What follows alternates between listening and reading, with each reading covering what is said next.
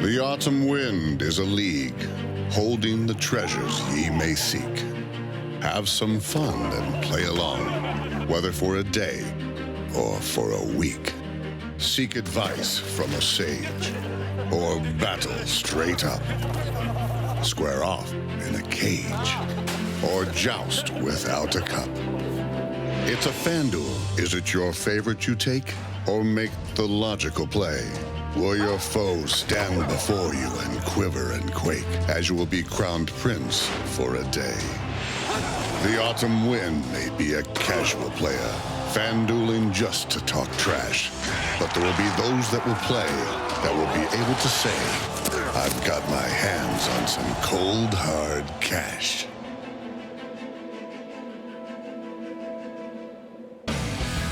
Hello and welcome to the Box Scores FanDuel Draft Day. I'm Brock in Los Angeles, here from our very own Red Zone set, joined by the Danettes in the Big Apple, lounging in the fantasy lounge out there.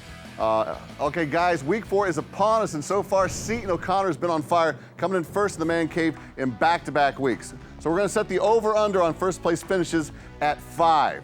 Paulie, are you going to take the over? 5 for Seton on a 17-week schedule? You know, I'm going to take the over. I'm going to give him 6. Okay. 5.5. It's a big pat on the back. All right, well, let's take a look at our official standings from week 3. And they were identical to the standings from week 2, with the boss coming in dead last, bested by Paulie, McLovin, Fritzy, and of course Seton. Now we've already set the over-under on first place finishes for Seton, but how about second place finishes for Fritzy, who's come in second every week this season? So let's set that over-under at 8. Todd, are you going to take the over or take the under? Ooh, I'd like to say over, but that's... I'm surprised you don't go with 8. Right at 8. I think my streak, I got a nice streak going to start the season with second place the first 3 weeks. That's a lot, 9. So I'm going to have to go a little under. I see myself getting something in the 6, maybe 7 ballpark. Can I tell you something? Nothing, and I'm fascinated by you, Toddler. Nothing fascinates me more than your desire to finish in second place. I find that fascinating. I am very proud of the fact that the first 3 weeks I came in second. That a competitive, you're a pretty competitive guy. I am, but out of 5 people, the first 3 weeks to finish. Remember, second means you didn't place. win. It doesn't mean you did well. Right, but as Seinfeld once said, I'm the best of the losers. I'm the best of that group. Right, that's fair. Of that second group, I came in first out of that group. McLovin, what are you taking on Fritzy's second place finishes? Well, I get where he's coming. I was just peeking at his team for this week. The dude is good. He's not great.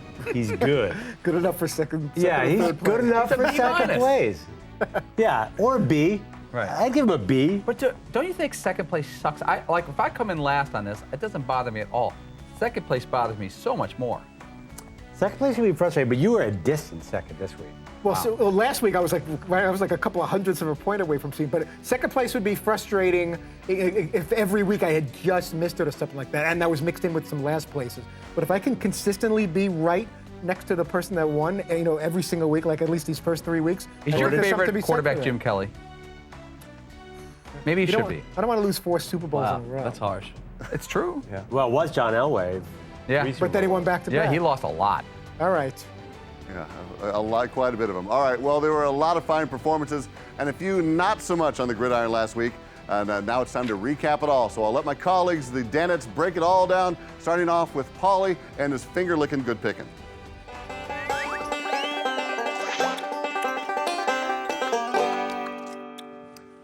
I did 10 takes of that bite of wings there for that shot. A.J. Green, 10 catches, 227 yards, 2 TDs. The most interesting thing about Seton's team from last week is he was this close to pulling the plug on A.J. Green, and he kept him. Big score for him. Steve Smith out of nowhere. Everyone knows he's still a good player, but nobody thinks he's still a guy that's going to put together a lot of numbers. 13 catches, 186, and 2 TDs. One of the more underrated players to me in league history. Then you got to go for the running back now. 49 rushing yards for Jamal Charles. For him, that actually kind of sucks because he's the kind of guy who breaks away a lot of runs, and he didn't. But 3 touchdowns, some garbage time stuff, but garbage time still counts. Let's throw it over to Fritzy with the bust of the week.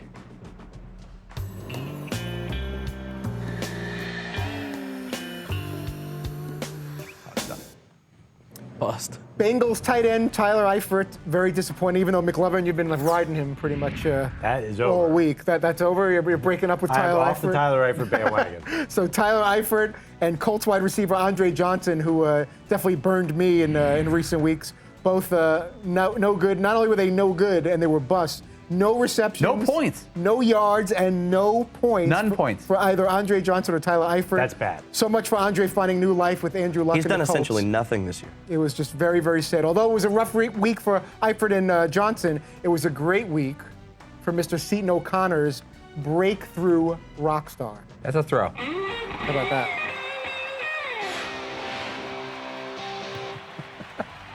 Joseph Randle, you wild man. Where did that come from? I mean, maybe if you're a Cowboys fan, you saw that one coming, but I checked. It was about 10 minutes after kickoff, and I first opened up my FanDuel app and checked, and he already had like 15 touchdowns, it seemed like, and other people had 150 billion points, and I was like, oh, look, I have 2 points already. That was amazing. 87 yards is nice, but the 3 touchdowns is pretty huge. So while I was very surprised by that and considered him for this week, he's certainly somebody that I'm going to keep on my radar.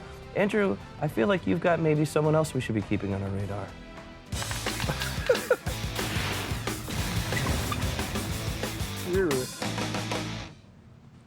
Well, system-breaking QB. Can you guys take a guess who I'm going with here? Tommy Brady. Ooh, really? Oh. Who's my Tommy Brady?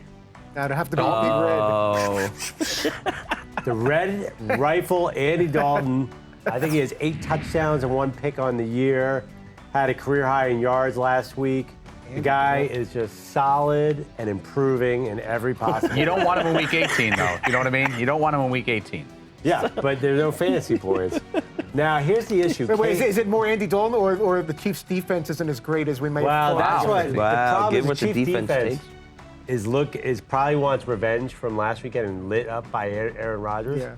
So that's a little scary because they got Tom Holly and Justin Houston. But no. I'm all in on the Red Rifle. Don't talk me out of it. Actually, a rifle would be like, Yeah. Gun. that would be the red pistol. Red pistol. All right, solid breakdown there from the guys. I think it's time for maybe them to visit Kay Adams and John Ritchie on the Fantasy Channel. I'm sure they're taking copious notes. All right, don't go away. We're breaking down some DanDuel lineups for Week 4. And remember, in every fantasy truck draft, the Ram 1500 Eco Diesel is #1 pick. This bad boy can climb a hill, haul a trailer, and is a rock star every day of the week. Get more facts at ramtrucks.com. Guts, glory, Ram.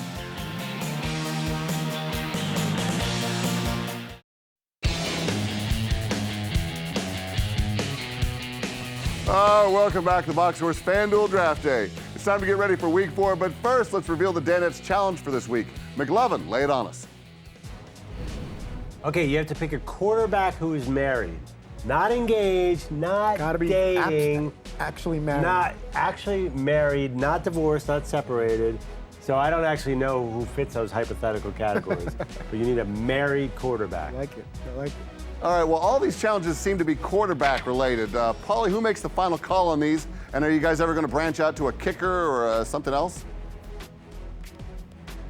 Yeah, there's a lot of these rules. I think McLovin kind of organizes it with Seton, and they decide. We all throw around ideas. I threw around starting white tailbacks, and it didn't get a lot of buzz. And I don't know why. It's I like it. Okay. All right, let's see who the Danettes are drafting. Let's start out with the man who's making progress every week on his quest for dough. Paulie, give us your lineup for Week 4. So I went with married quarterbacks, and I have met 2 wives of 2 quarterbacks in the NFL. Now, one was Russell Wilson's wife. Couldn't go with him. So I went with Eli Manning. I met his wife when they were dating at the Sugar Bowl a long time ago. She's a lovely young lady.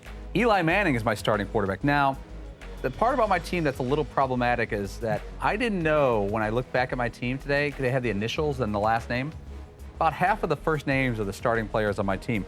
I put Julius Randle down as the Cowboys running back. Was it Joseph or Julius?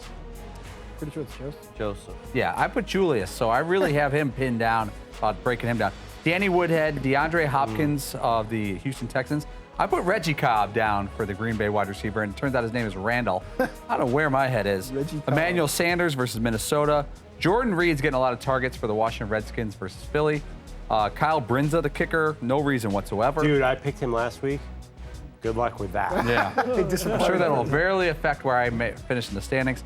Eagles versus Washington. The Eagles don't have a good defense traditionally, but against Washington, I think they will have a good week. Eagles are a fantasy defense machine, though, because there's so many possessions. Yep. They get more picks and fumbles than anyone. Yeah, so I feel pretty good about my team. I guarantee this about my team. I will finish this week either in last place or first place. Ooh. I'm willing to bet on it. That's great.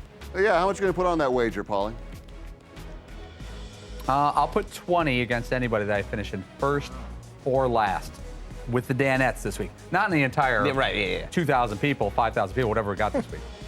All right, well, McLovin, you came out of the gates on fire in week 1, but you've drifted down since then. Tell us who you're bringing back to take you all the way to the top. All right, I already hate my team this week. I really hate it. You always say that, and you end up like going right up to first place. If you finish like in 4th or 5th, do you think your brand is going to suffer? No, I was 745 out of 2,000 last week. That's respectable. I was pretty happy. Okay. Yeah, I was like 221. yeah. That's pretty good. 745 is not the worst. Just saying. I mean, means does I beat- Sports Illustrated have any openings? Seton could use Oh, it. senior editor at Sports Illustrated. I'm sorry, McLovin, go ahead. Derek Carr, which I don't like because now I'm all into the Bears defense, is my quarterback. Carlos Williams, the hot player this week, who is filling in for LaShawn McCoy in Buffalo. Latavius Murray. I looked at other Lataviuses, but this is the only Latavius I could find. Big week for Oakland last week. Now, everybody, does everyone here have AJ Green? How many people have AJ I Green? have AJ Green. Couldn't afford them. Yeah, we all have AJ Green. And if we learn one thing on this weekly DanDuel challenge is whoever had a big week last week ain't having a big week next week. But Larry Fitzgerald broke that rule last week, so I'm riding the Larry Fitzgerald train. Randall Cobb, big week last week, buying him again. Tight end Charles Clay, who had that nifty juke for the Bills last week. Kicker Mike Nugent, no relation. And defense, last week defense and kicker killed me. So I went all in with the Seattle Seahawks defense. Hey, McLovin, you've talked about making some last-minute changes to your lineup in weeks past. Are there any changes you'd make this week? Yes, I would kill Derek Carr immediately and go with Matt Ryan. And I would probably kill Latavius Murray and go with Ryan Matthews. Other than that, you feel good?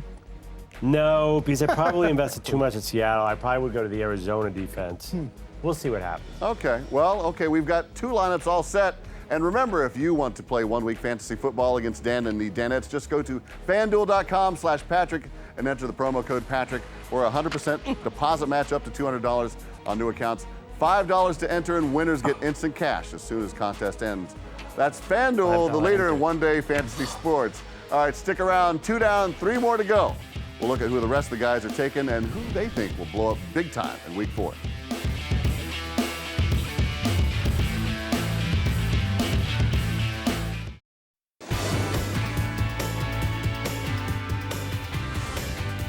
We are back here on the Box Scores FanDuel Draft Day.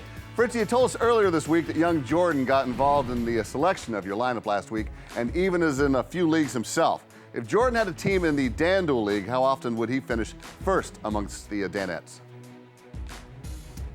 He likes to take risks. I've seen some of his literally 5 different fantasy leagues with his friends. So based on Paulie's prediction for what's going to happen in week 4, I could see him being a first or last place kind of guy. His dad is a middle of the road guy, 2nd, 3rd place, with sprinkling in maybe a 4th place finish. But Jordan, I would say he'd be right at the top or very much at the bottom of the pack. What kind of contest of FanDuel would you have to win to pay for the bar mitzvah this weekend? Ooh. Just a ballpark. You don't have to give us numbers, but pretty big. Yeah. I would have to win something. I would have to win a bag of cash. Is that something you want to know? How much? How much would you want to know? How much it costs, or do you not want to know? I just sometimes don't want to know things. I initially wanted to know, and then as we started adding extra things, or my wife and I would talk about, what about this thing, or should we get this, or what about balloons, or this flowers, or this centerpiece, and then it adds up, and then it's like, let's see, we went this far already. We're not going to start being stingy Back now. to your team. Sorry, Fritzy. That's okay. All right, well, hopefully Jordan has helped you out and he'll put you in the money for week 4 for all those custom-made yarmulkes. Todd, who's on your squad? Very excited about my first 2 picks, more so than ever because of what McLovin said last segment and what changes he would have made now. Matt Ryan is my quarterback, the married Matt Ryan at the Texans. I think he's going to do well. Ryan Matthews, didn't purposely pick 2 Ryans. It just worked out that way. I think he's going to have a nice game in the Eagle-Redskin game. Other running back, Carlos Hyde. I'm going to give Carlos Hyde a shot. Some of that was budget related. Some of it was just wanted to throw another running back in there. Demaryius Thomas, had to get a Bronco in there. Hopefully Emmanuel Sanders won't steal too much from Demaryius Thomas in the Viking-Bronco game at Mile High. Amari Cooper, love Amari Cooper even though I hate the Raiders. Think he's going to go off at Soldier Field against the Bears. I also have A.J. Green against a questionable Chiefs secondary. Eric Ebron for the Lions for Monday Night Football at the Seahawks. Blair Walsh, hopefully he won't do too well. It was hard to pick him since he's going up against Denver, but with that mile-high air, Blair Walsh, I think he can get some field goals against the Denver defense, keeping Minnesota from getting into the end zone. And the Raider defense against a very, very weak Bear offense at Soldier Field, and that's my Week 4 group. Well, Fritzy, you're a big fan of the sure thing, someone who's certain to score big for you. Who's your sure thing this week? My sure thing, I am going to go, you know what? I'm going to go Amari Cooper, Raiders at Soldier Field. I think he's good for a couple of touchdowns and maybe like 120 yards of receiving. So if I had to pick one from this group, I'd put Matt Ryan as a close second. I think he's going to do very well against the Texans. But Amari Cooper is my guy. All right. Well, good luck there. Hopefully you'll be able to put some of that money towards the bar mitzvah. All right, Seton was top dog in the man cave for the 2nd week in a row. Let's see if he can do it 3 in a row. Your lineup, please, sir. I'm not going to lie to you. When I opened up the app to look at my team, I was like, huh? This is the team I picked? I thought for sure I had Derek Carr as my quarterback. But then I remembered, oh, yeah, that's right. I changed that to one Andrew Montavious Dalton. I believe that he is going to eat the Chiefs secondary alive. Montavious is a little-known middle name, Andrew Montavious. I've got Latavius Murray at my running back. I've also got Joseph Randle. I listened to my own advice, apparently. Amari Cooper could have a monster day against Paulie's struggling Bears. A.J. Green I took because also the Chiefs' weak secondary, and I kind of wanted to double up on the points with him and Dalton together. James Jones at wide receiver, he seems to be a must-have lately. I've also got Travis Kelce. I'm not really sure why, but I think I came down to like budget issues, and he was like the best option there, which is still solid. For kicker, I went big. I went Josh Brown.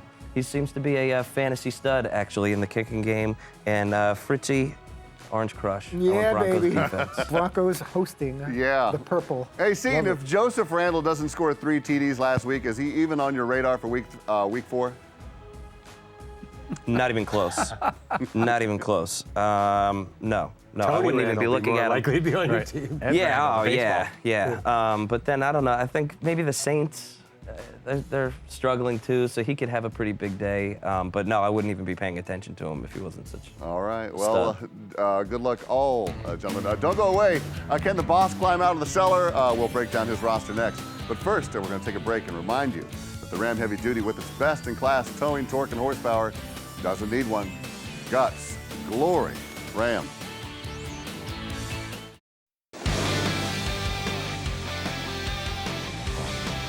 All right, we're closing up shop here on the Box Scores FanDuel Draft Day. And don't forget, that's right, you can take in Dan and the Danettes in weekly fantasy football. Just go to FanDuel.com/Patrick and enter the promo code Patrick for a 100% deposit match up to $200 on new accounts. $5 to enter, and winners get instant cash as soon as contest ends. Now, the boss's struggles have been out in the open, and it's clear he could use some assistance. Seton, you've been in the top spot. Has he asked you for any player picks? No, he has not. And nor I don't believe that Dan would ever stoop to that level as to get any type of sports advice from me. No, he would have to be either that would be a sure sign like there's a prank or Dan's been drinking or something. No, he would much rather come in last place and ask us for advice. Yeah, and I believe he'll come in last place again this week. I do. Yeah, I think he and I are going to battle. That's mostly why I didn't take the bet with Paulie. And I'm like, all right, is he going to finish first? Probably not, but I know Dan is finishing last. So I sort of hedged my bet there. I don't know, maybe he picked up something at Bar and Girl. Let's find out who the boss is going with this week as we bring you his lineup today in the form of Boss's Thoughts. I've been getting roughed up here lately. I'm going with Peyton Manning, Matt Forte. Actually, I've got 2 Bears. I didn't do well with my Robbie Gould is my place kicker. Keenan Allen's having an unbelievable year. James Jones, I've got him, even though it's on the road in San Francisco, and San Francisco just got embarrassed. A.J. Green was a guest on the show this week, so a shout out to him. Frank Gore, maybe this is the week that Indianapolis looks great from start to finish. So there you have it. Yeah, that's the winning ticket. I have Tampa's defense against Carolina. It came with a cheap price tag, all right? I'm a pretty big Bears fan, and there's no way in hell I'd pick 3 Bears to put on my fantasy team right now. The lowest scoring offense on one of the worst teams in recent memory are on your fantasy team. Now, I don't know what he's trying to do there, and if he wins this week with that lineup, God bless him. But I actually rescind my bet of me finishing in last place. This would be a great team in 2012. Frank Gore, 2012 would have Peyton crushed. Manning, They're Matt Forte. strange picks. And Oakland's an improved team. I don't know like how you could go in on the receivers Bears are so much. solid. Robbie Gould wouldn't pick Robbie Gould this week. Yeah. Well, as Dan said, he's due. Gore? Hey, Fritzy, Dan wasn't afraid of taking Peyton Manning despite the critics saying he's done. Are you going to take a chance on your boy at some point this year? I'm going to see how things play out. I have a lot of question marks about Peyton. I hate to say that, but I was just down on the way the first couple of weeks went and how the defense had to bail him out against Baltimore and Kansas City. And even this past week, it required some big plays by the defense to lock up the victory. So I'm in no rush to have Peyton Manning as One my, last question, quarterback. Fritzy. Did you ask Peyton Manning to be in the bar mitzvah video, and what did he say? I did ask, and it did not work out for Peyton. It did not work out for what? I think I got a note from the PR person said that unfortunately he won't be available to do this. Do you think you asked Peyton Manning to be in the I bar can't believe that you're mitzvah video. shocked. Now, Well, if he's going to sing the chicken parm, granted, I can't give him hundreds of thousands of dollars. that may to have do played something into it. That probably If he's has something gonna to do with it. sing the chicken parm song, you think surely he'd want to do my video. You would think. That'll be the very he's got next nothing else thing to he do. would Not a do. busy guy. You pumped the brakes on Peyton Manning a lot this year. Do you Yeah. think subliminally it's because he said no way to your son? It's possible. Okay. You think he was gonna say like, "Congratulations, Jordan Drew"? Oh, man. That would have been great. I didn't push it that. I didn't push it that far to make him do a jingle, but I thought, I can't believe you asked I Peyton played up Manning the whole to as be a his part. favorite team. Totally believe that he asked him. Who's the biggest name you asked? Other than Manning. I asked the president and vice president of the United States. I did And you're not ask- kidding, right? You're I'm not not kidding. kidding. Did you ask Michael Jordan? I didn't. No, I didn't ask Michael Jordan. Did you ask Derek Jeter? Asked Jeter. Didn't ask LeBron. Christ.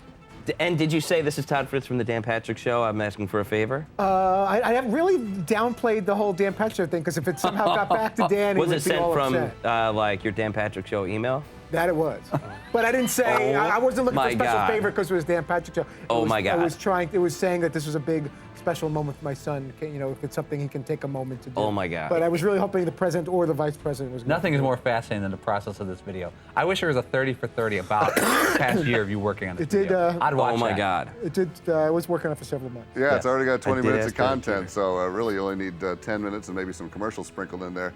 All right, it's time for my pick for the Danette that's going to take it all this week, and I got to go with Fritzy. He's going to need money to pay off Dan's appearance fee and all the rest of the stuff for the bar mitzvah. All right, Fritzy, please tell us who's on the Dan Patrick Show tomorrow. Jordan Spieth is going to join us, expected to be named tomorrow morning the PGA Tour Player of the Year. Blue Jays pitcher on the division champion Blue Jays. Took a little over 2 decades, but David Price will be part of things, and Fox lead college football analyst Joel Klatt will also be part of the Friday Dan Patrick. All right, thank you guys, and thanks for watching the Box Score FanDuel Draft Show. You can watch the Danettes make their selections every Thursday right here or via podcast or on iTunes or at podcastone.com. I don't know a lot about sports, but I can drink a lot of beer. My motto is simple. C's get degrees. Need a long, inappropriate hug? I'm your man. I think I'm smarter than you, because I probably am. Hey, thanks for watching the Box Score. Holy cow!